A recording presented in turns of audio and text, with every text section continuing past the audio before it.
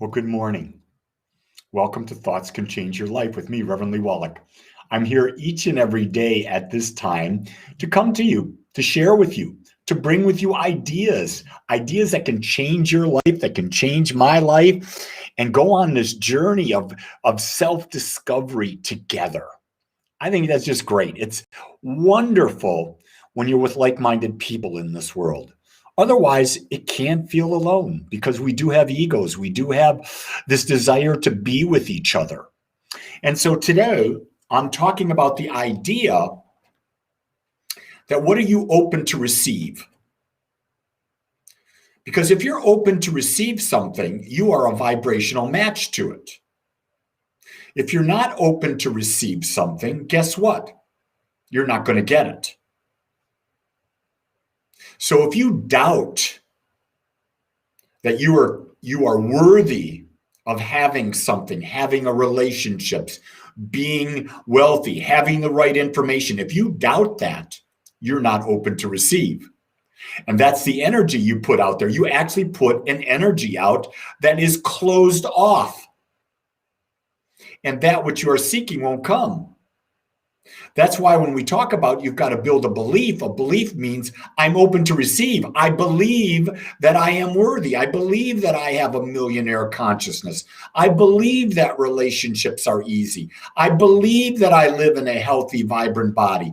I believe that I have the power to heal myself through the power of using my thoughts consciously. I believe that I can change my situation no matter what it is. You see, because the key thing, the underlying thing that happens there is an innate belief that there's a power within us that is always there and responding to the nature of our thought. And if you believe that that power is there, guess what? You're open. You're open to receive anything that you have determined is a desire that's important for you to have in your life. You know, a lot of the gurus and teachers from all time, they talk about don't have desires. Desires are painful. No, I'm going to disagree with that. Because what I've come to understand, without desires, you wouldn't be moving forward. If in fact, the guru has a desire not to have desires. Isn't that an interesting concept? So in our human nature, which is why we're here, in the human nature, we have a body, physical body, and we have a mental body. We call it the ego. And we have these two bodies so that we can experience life. Because what would life be without an experience? It's nothing without the experience. Everything is about the experience. You don't want to be numb to life. It's like when I go into a deep state of meditation and I'm in perfect balance with all that is, I don't feel anything. There's no feeling whatsoever. There's no feeling. Someone say, well, describe the feeling. There is no feeling. That's the easiest way to describe it. There is no feeling. And I love going there, but I realize I'm just going there to recharge.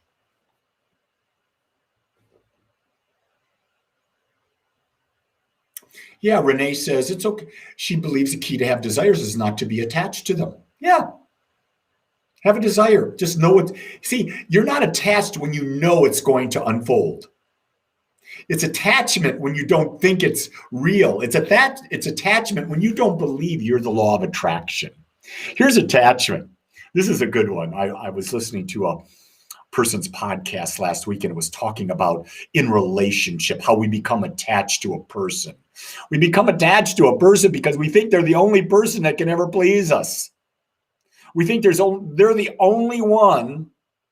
And if you're heterosexual, out of about the 3.6 billion people on the planet, the only one. Well, you know what that is? That's a consciousness of lack. The fact of the matter is that there are a lot of people that we could have a great, meaningful relationship with. And when you're open to having a great, meaningful relationship, one will show up. But if you've got preconceived ideas based on your past experiences, If you're a man and you're thinking, well, all women are this way, and if you're a woman, you're thinking all men are this way, and if you're gay, you're thinking all men or all women are this way or that way, you've got preconceived ideas. You're not open to having a great relationship. You've let your past experience become the gateway through everything, which everything must pass. And if it reminds you in any way, shape, or form of the past, you're not going to do it.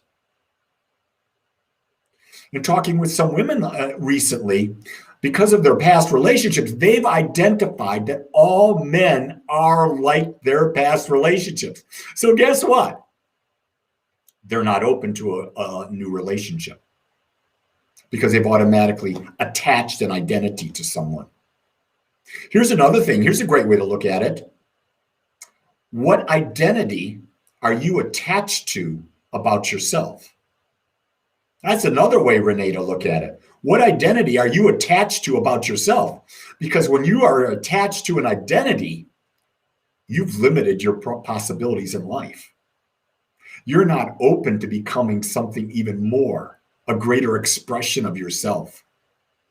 You're not open to a greater experience, because if you're attached to an identity, that identity will attract an experience of that identity and nothing more. So you're automatically in a state of limitation. So attachment it's a lot of different things. It's not only attached to another person, an outside idea, the way things should be. It's the way you think you are, the way you think you should be. I think a person who's truly aware understands that in many ways they're like a chameleon. They can become whatever they put their mind on. Whatever they adjust their belief to, they can become that. So if you want to become a millionaire, you can build a belief. And when you build a belief, just realize this. A belief doesn't mean you just think about it. A belief means you speak about it, you act on it, you feel on it, and you're moving that way. People that are millionaires didn't become millionaires by just thinking. This is the problem with the movie The Secret. It talks about it's all thought. No, it's not all thought. It's thought followed with aligned action, held persistently and consistently. That's what it is. Why do millionaires lose millions? Because they come out of alignment with what they think. Their actions are no longer in alignment, and they lose it. But they know the formula and they can get it back, just like you know the formula. These formulas are not that complex, gang. They're not that complex. If you take the time, you can create whatever life you choose. But the question is, are you open to change?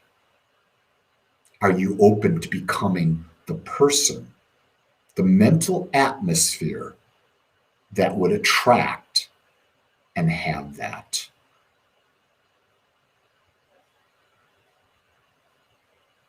That's a nice point, Dee Dee. Dee Dee says that Buddhism has taught her to prefer and not become attached.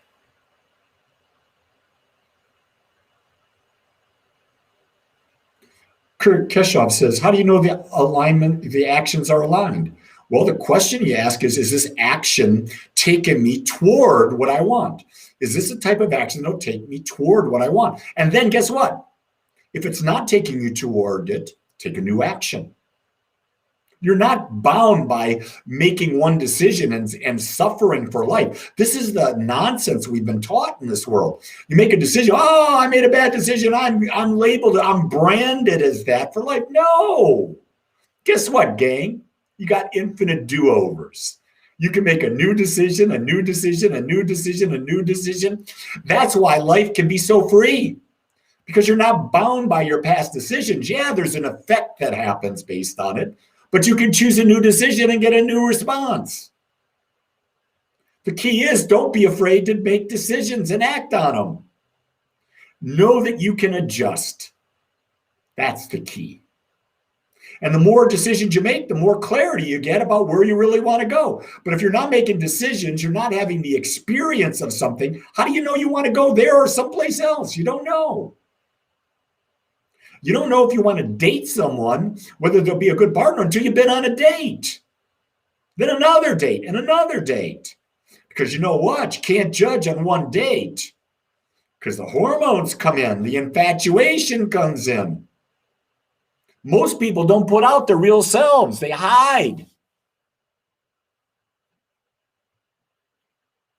Here's a key thing. Here's a secret. I'm going to tell you a secret to life. You want to be loved? You want to love yourself? Just be authentic. Because those people that like you when you're your authentic self love you as you are. And when you're being your authentic self, you can like you and love you too. But if you're not being authentic, there's no possibility of you being accepted and loved. That's as clear as I can say it. With that, I say to you, hey, all you people that follow me and watch me, I'm not getting enough likes or hearts on social media. So if you're watching on Facebook, put some hearts out there, put some likes out there, put some comments out there. Let social media know what you're doing. On YouTube, put some comments. This way people like you can find us. So I'm asking you to be a part of the expansion of this message. With that, be open to whatever you want to experience and go create a great day. I love you all. Take care. Aloha.